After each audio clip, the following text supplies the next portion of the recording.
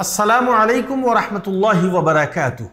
سامعین کرام، کیا آپ جانتے ہیں کہ ایمان بالکتب کا کیا مطلب ہے؟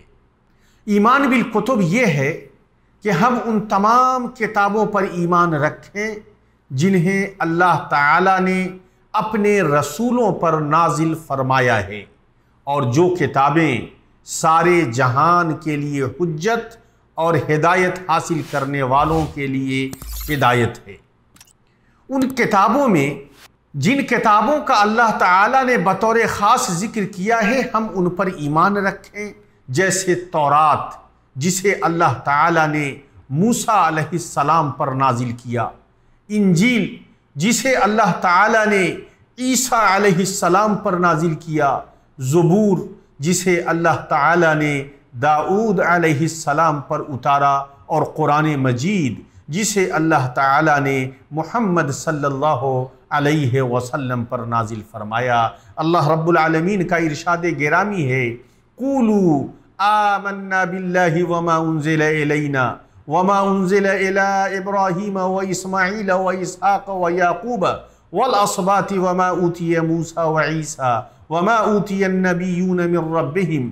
سورہ بقرہ آیت نمبر 136۔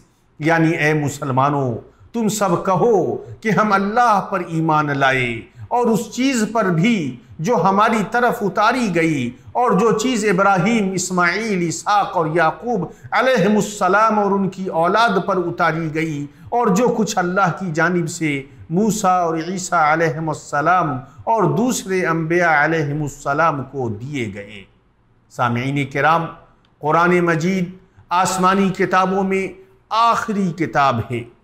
یہ کتاب اس سے پہلے نازل ہونے والی تمام کتابوں کے لیے ناسخ ہے۔ ارشاد ربانی ہے، وَأَنزَلْنَا إِلَيْكَ الْكِتَابَ بِالْحَقِّ مُصَدِّقًا لِمَا بَيْنَ يَدَيْهِ مِنَ الْكِتَابِ وَمُهَيْمِنًا عَلَيْهِ۔ سورہ مائدہ آیت نمبر 48۔ یعنی اور ہم نے آپ کی طرف حق کے ساتھ یہ کتاب نازل فرمائی ہے جو اپنے سے اگلی کتابوں کی تصدیق کرنے والی اور ان کی محافظ ہے۔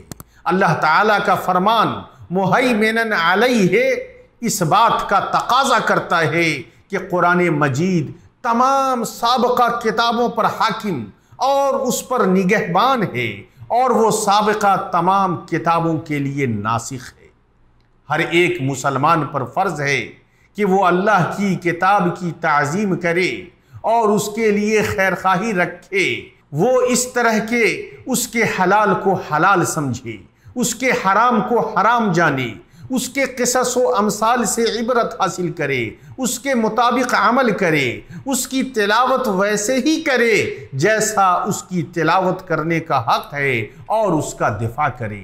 آخر میں ہم اللہ تعالیٰ سے دعا کرتے ہیں کہ وہ ہمیں اپنی کتاب کو سمجھنے، اس پر غور کرنے اور اس پر عمل کرنے کی توفیق عطا فرمائے۔